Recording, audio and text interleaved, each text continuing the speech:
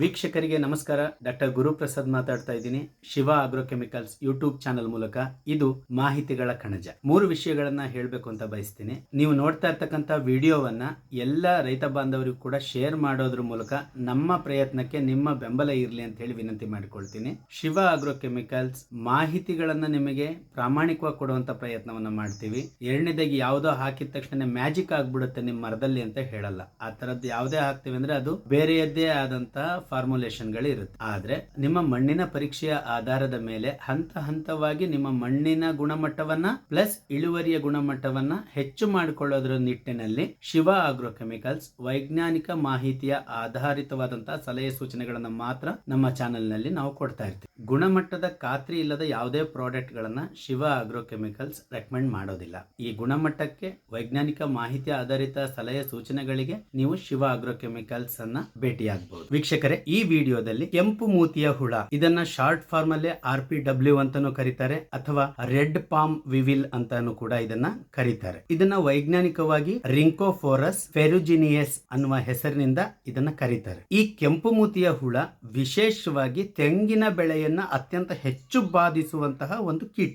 ಬೇರೆ ಬೇರೆ ದೇಶಗಳಲ್ಲಿ ಇದು ಪಾಮ್ ಬೆಳೆಯನ್ನ ಅತ್ಯಂತ ಹೆಚ್ಚು ಬಾಧಿಸುವಂತಹ ಕೀಟಗಳ ಸಾಲಿನಲ್ಲಿ ಈ ಕೆಂಪು ಮೂತಿಯ ಹುಳ ಅಗ್ರಪಂಕ್ತಿಯಲ್ಲಿ ನಿಲ್ಲೋದ್ರಿಂದ ಇದನ್ನ ರೆಡ್ ಪಾಮ್ ವಿವಿಲ್ ಅಂತಾನೂ ಕೂಡ ಕರೀತಾರೆ. ನಮ್ಮಲ್ಲಿ ಇದನ್ನ ಕೆಂಪು ಮೂತಿಯ ಹುಳ ಅಂತ ಕರೀತಾರೆ. ಈ ವಿಡಿಯೋನ ಪೂರ್ತಿ ನೋಡಿ. ಮಧ್ಯದಲ್ಲಿ ಅಡಿಕೆ ಮರದಲ್ಲಿ ಆಗಿರುವಂತಹ ಹಾನಿಯನ್ನ ನಾನು ನಿಮಗೆ ತೋರಿಸ್ತೀನಿ. ಈ ಕೆಂಪು ಮೂತಿಯ ಹುಳ ಎಳೆಯ ವಯಸ್ಸಿನ ತೆಂಗಿನ ಸಸಿಗಳಲ್ಲಿ ಅತ್ಯಂತ ಹೆಚ್ಚು ಬಾಧೆಯನ್ನು ನೀಡುವಂತ ಒಂದು ಕೀಟ ಆಗಿದೆ. ಸಾಮಾನ್ಯವಾಗಿ 5 ರಿಂದ 20 ವಯಸ್ಸಿನ ತೆಂಗಿನ ಮರಗಳನ್ನ ಇದು ಅತಿ ಹೆಚ್ಚು ಬಾಧಿಸುತ್ತೆ. ತಾಳೆ ಬೆಳೆಯನ್ನ, ತೆಂಗಿನ ಬೆಳೆಯನ್ನ ಅತ್ಯಂತ ಹೆಚ್ಚು ಬಾಧಿಸುವ ಕೀಟಗಳ ಸಾಲಿನಲ್ಲಿ ಕೆಂಪು ಮೂತಿಯ ಹುಳಕ್ಕೆ ವಿಶೇಷವಾದ ಸ್ಥಾನ ಇದೆ. ಇತ್ತೀಚೆಗೆ ಇದು ಅಡಿಕೆ ಬೆಳೆಯಲ್ಲೂ ಕೂಡ ತನ್ನ ಕರಾಮತ್ತನ್ನ ತೋರಿಸ್ತಾ ಇದೆ ಅನ್ನೋದು ವಿಶೇಷ. ಈ ಬಗ್ಗೆ ಹೆಚ್ಚಿನ ಅಧ್ಯಯನಗಳಾಗಬೇಕಾಗಿದೆ.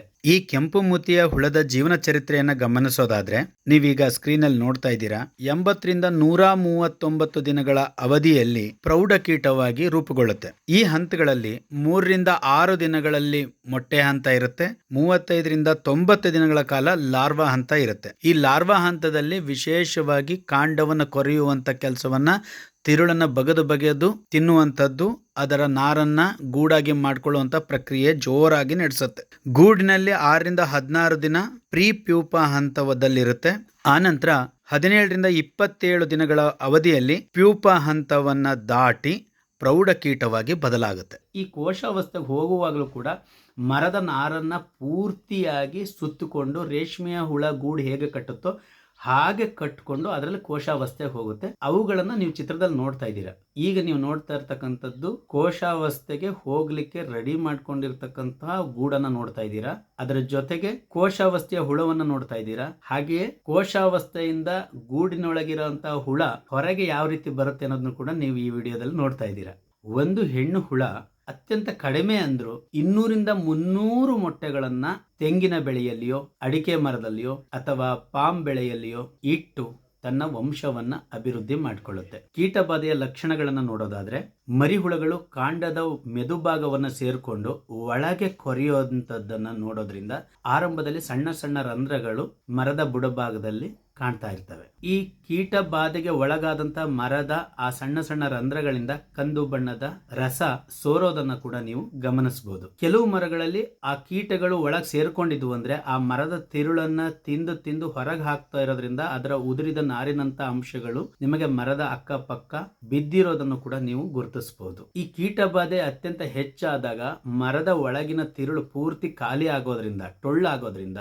ಮರದ ಸುಳಿ ಎಲೆಗಳು ಒಣಗಿ ಜೋತು ಬೀಳೋದನ್ನ ಗಮನಿಸಬಹುದು. ನಿಶಬ್ದ ಸಮಯದಲ್ಲಿ ಅಂತ ತೂತಾಗಿರುವಂತಹ ಮರಗಳಿಗೆ ಕಿವಿ ಕೊಟ್ಟು ಆಲಿಸಿದ್ರೆ ಒಳಗಡೆ ಮರ ಕೊರಿತಾ ಇರ್ತಕ್ಕಂತಹ ಶಬ್ದವನ್ನು ಕೂಡ ನೀವು ಗಮನಿಸಬಹುದು. ಈ ಕೀಟಗಳು ಒಂದು ಸಾರಿ ಮರವನ್ನ ಪ್ರವೇಶ ಮಾಡಿದ್ವು ಅಂದ್ರೆ ಮೇಲೆ ಮರ ಇದ್ದಂಗೆ ಇರುತ್ತೆ. ಒಳಗ್ ಮಾತ್ರ ತಿರುಳು ಪೂರ್ತಿ ಕೆಬರ್ತಾ ಅದನ್ನ ಪೂರ್ತಿ ಟೊಳ್ಳು ಮಾಡೋದ್ರಿಂದ ಮರ ಕೊನೆಯ ಹಂತದಲ್ಲಿ ಒಣಗೋದ್ ಕಾಣುತ್ತೆ. ನೀವೀಗ ಗಮನಿಸ್ತಾ ಇದ್ರೆ ಅಡಿಕೆ ಮರದಲ್ಲಿ ಯಾವ ರೀತಿ ಡ್ಯಾಮೇಜ್ ಮಾಡಿದೆ ಅಂತ. ವಿಶೇಷವಾಗಿ ಸಾಮಾನ್ಯವಾಗಿ ಎಲ್ಲರೂ ಹೇಳುವಂತದ್ದು ಇದು ತೆಂಗನ್ನ ಬಾಧಿಸುತ್ತೆ ಅಂತ. ಆದ್ರೆ ನಿರ್ವಹಣೆ ಇಲ್ಲದೆ ಕಸ ಬೆಳೆಸ್ತಾ ಇರ್ತಕ್ಕಂತಹ ತೋಟಗಳಲ್ಲಿ ಇದು ತೆಂಗಿನ ಬದಲು ಅಡಿಕೆ ಮರವನ್ನು ಕೂಡ ಬಾಧಿಸ್ತಾ ಇರುವಂತದ್ದನ್ನ ನೀವು ಈಗ ವಿಡಿಯೋದಲ್ಲಿ ನೋಡ್ತಾ ಇದ್ದೀರಾ. ತೆಂಗಿನ ಬೆಳೆಯನ್ನ, ಪಾಮ್ ಆಯಿಲ್ ಬೆಳೆಯನ್ನ ಬಾಧಿಸುವಂತ ಕೀಟ ತನ್ನ ಜೀವನ ಚರಿತ್ರೆಯನ್ನ ಬದಲಾಯಿಸಿಕೊಂಡು ಅಡಿಕೆ ಮರಕ್ಕೆ ದಾಳಿ ಇಟ್ಟಿದೆಯಾ ಅನ್ನೋ ರೀತಿಯಲ್ಲಿ ಅಡಿಕೆ ಮರವನ್ನು ಯಾವ ರೀತಿ ಬಾಧಿಸಿದೆ ಅನ್ನೋದನ್ನ ನೋಡ್ತಾ ಇದ್ದೀರಾ. ನೀವು ವಿಶೇಷವಾಗಿ ಗಮನಿಸಬೇಕಾಗಿರೋದು, ನಿಮ್ಮ ತೋಟದಲ್ಲೂ ಕೂಡ ಅಡಿಕೆ ಮರಗಳು ದಿಢೀರ್ ಅಂತ ಹೇಳಿ ಒಣಗ್ತಾ ಇದಾವ ಅಂದ್ರೆ ಆ ಮರಕ್ಕೆ ಎಲ್ಲಾದ್ರೂ ರಂಧ್ರಗಳಾಗಿದಾವ ಅನ್ನೋದನ್ನ ಗಮನಿಸಿ. ಆ ರಂಧ್ರದ ಮೂಲಕ ಏನಾದ್ರೂ ಮರದ ಹೊಟ್ಟಿನ ರೀತಿಯ ಪುಡಿಗಳು ಬೀಳ್ತಾ ಇದೆಯಾ ಅನ್ನೋದನ್ನ ಗಮನಿಸಿ. ಕಂದು ಬಣ್ಣದ ರಸ ಏನಾರ ಸೋರ್ತಾ ಇದೆಯಾ ಅಂತ ಗಮನಿಸಿ. ಅಡಿಕೆ ಮರದಲ್ಲಿ ಯಾವ್ಯಾವ ರೀತಿಯಲ್ಲಿ ಬಾಧಿಸಿದೆ ಅನ್ನೋದನ್ನ ನೀವು ಈ ಚಿತ್ರಗಳಲ್ಲಿ ನೋಡ್ತಾ ಇದ್ದೀರಾ. ಹಾಗಾಗಿ ಅಡಿಕೆ ತೋಟದ ಮಾಲೀಕರು ಕೂಡ ಇದು ತೆಂಗಿಗೆ ಮಾತ್ರ ಬರುತ್ತೆ, ಪಾಮ್ ಆಯಿಲ್ ಬೆಳೆಯನ್ನ ಮಾತ್ರ ಬಾಧಿಸುತ್ತೆ ಅಂತ ಯೋಚನೆ ಮಾಡೋದಕ್ಕಿಂತ ಅಡಿಕೆ ಮರದಲ್ಲೂ ಕೂಡ ಯಾವ ರೀತಿಯಲ್ಲಿ ಇದು ಬಾಧಿಸ್ತಾ ಇದೆ ಅನ್ನೋದನ್ನ ಗಮನಿಸಬಹುದು. ನಿಮ್ಮ ತೋಟದಲ್ಲೂ ಕೂಡ ಈ ರೀತಿಯ ಮರಗಳೇನಾದ್ರು ಒಣಗ್ತಾ ಇದ್ರೆ, ಆ ಮರಗಳಿಗೆ ಏನಾದ್ರು ರಂಧ್ರ ಇದ್ರೆ ನೀವು ಟ್ರೀಟ್ಮೆಂಟ್ ಮಾಡೋದು ಒಳ್ಳೆಯದು. ಹಾಗಾದ್ರೆ ಈ ಕೆಂಪು ಮೂತಿಯ ಹುಳಗಳನ್ನ ಯಾವ ರೀತಿ ನಿರ್ವಹಣೆ ಮಾಡಬಹುದು? ತೋಟಗಳಲ್ಲಿ ಈಗಾಗಲೇ ಬಾಧೆಗೊಳಗಾಗಿರುವಂತಹ ಮರವನ್ನ ಪೂರ್ಣ ಪ್ರಮಾಣದಲ್ಲಿ ಕಿತ್ತು ಸುಟ್ಟು ನಾಶ ಮಾಡಬೇಕು. ಮರ ಬಿದ್ದಿದೆ ಅಂತ ಹೇಳಿ ಅದನ್ನ ಹಾಗೆ ಬಿಡಕ್ ಹೋಗ್ಬೇಡಿ. ಮರ ಕಿತ್ತೋಗ್ದಿದ್ದೀವಿ, ಬುಡ ಇದೆ ಅಂತ ಹೇಳಿ ಆ ಬುಡದಲ್ಲಿ ಇರುವಂತ ಮರದ ಕಾಂಡದೊಳಗೆ ಹೊಕ್ಕಿರ್ತಕ್ಕಂಥ ಹುಳುಗಳು ಹಾಗೆ ಮತ್ತು ಆ ಮರ ಪೂರ್ತಿ ನಾಶ ಆಗೋವರೆಗೂ ಕೂಡ ತನ್ನ ವಂಶಾಭಿವೃದ್ಧಿಯನ್ನ ಮಾಡ್ಕೊಳ್ತಾ ಇರೋದನ್ನ ನೀವು ಈ ಚಿತ್ರದಲ್ಲಿ ಗಮನಿಸ್ತಾ ಇದ್ದೀರಾ. ಮರಗಳಲ್ಲಿ ಏನಾದ್ರೂ ಈ ಬಾಧೆ ಕಂಡು ಬಂತು ಅಂದ್ರೆ ಆ ಮರವನ್ನ ಕಿತ್ತು ಪೂರ್ಣ ಪ್ರಮಾಣದಲ್ಲಿ ನಾಶಪಡಿಸಬೇಕು. ಮರ ಹಾಳಾಗಿದ್ರೆ ಮರದ ರಂಧ್ರಗಳ ಮೂಲಕ ನಾರಿನಂತ ಪದಾರ್ಥಗಳು ಹೊರಗೆ ಬೀಳ್ತಾ ಇದ್ರೆ, ರಸ ಸೋರ್ತಾ ಇದ್ರೆ, ಆ ಮರದಲ್ಲಿ ಕೀಟ ಇದೆ ಅನ್ನೋದು ನಿಮಗೆ ಕನ್ಫರ್ಮ್ ಆಯ್ತು ಅಂದ್ರೆ ಆ ಕೀಟಗಳನ್ನ ತೆಗೆದು ನಾಶ ಮಾಡುವಂತದ್ದು ಎರಡನೇ ವಿಧಾನ.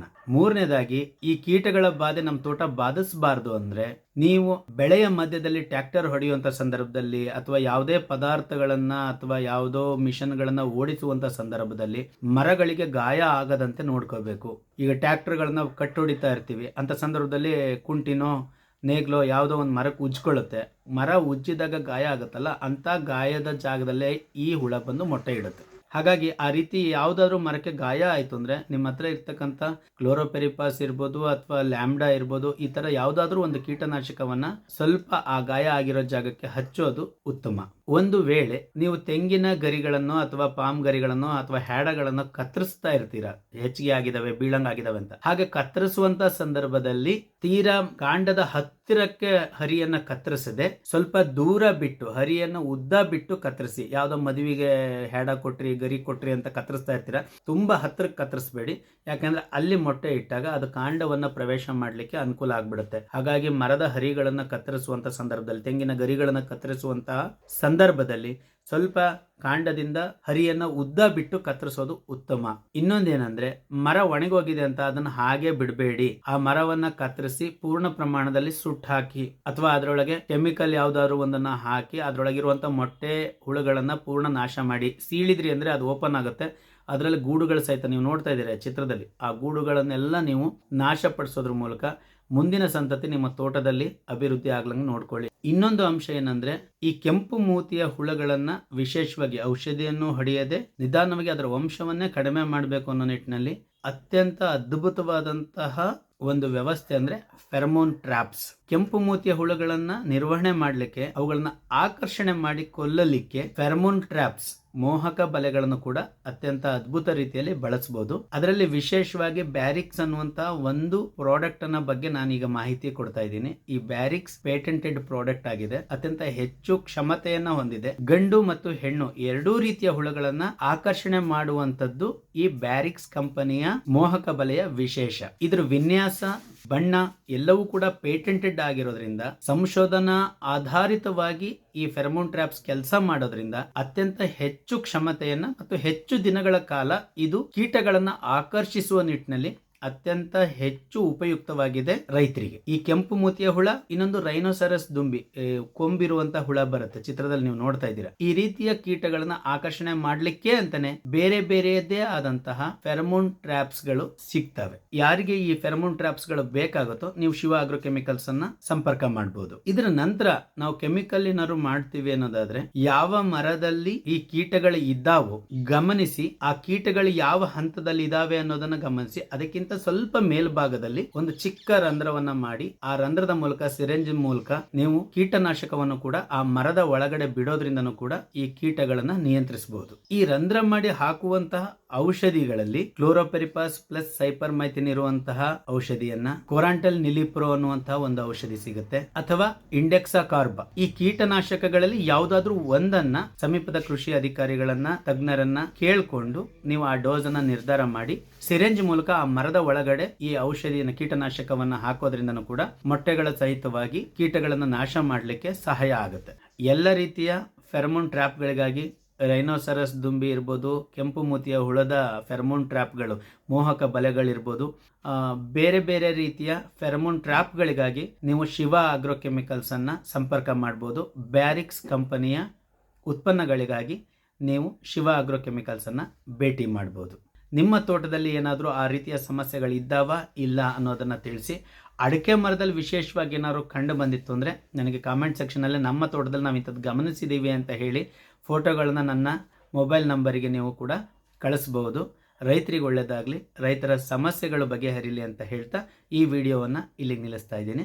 ನಿಮ್ಮ ತೋಟದಲ್ಲಿ ಈ ಕೆಂಪು ಮೂತಿಯ ಹುಳುಗಳ ಬಾಧೆ ಇದೆಯೋ ಇಲ್ಲೋ ಅನ್ನೋದನ್ನು ಗಮನಿಸಿ ಗುರುತಿಸಿದ್ರಿ ಅಂದರೆ ನನ್ನ ಈ ವಿಡಿಯೋದ ಉದ್ದೇಶ ಸಾರ್ಥಕ ಅಂದ್ಕೊಳ್ತೀನಿ. ಹೆಚ್ಚಿನ ಮಾಹಿತಿಗಾಗಿ ಶಿವ ಆಗ್ರೋಕೆಮಿಕಲ್ಸ್ನ ಭೇಟಿಯಾಗಿ ಮತ್ತೊಂದು ಹೊಸ ವಿಡಿಯೋದ ಜೊತೆಗೆ ಭೇಟಿಯಾಗೋಣ. ನಮಸ್ಕಾರ.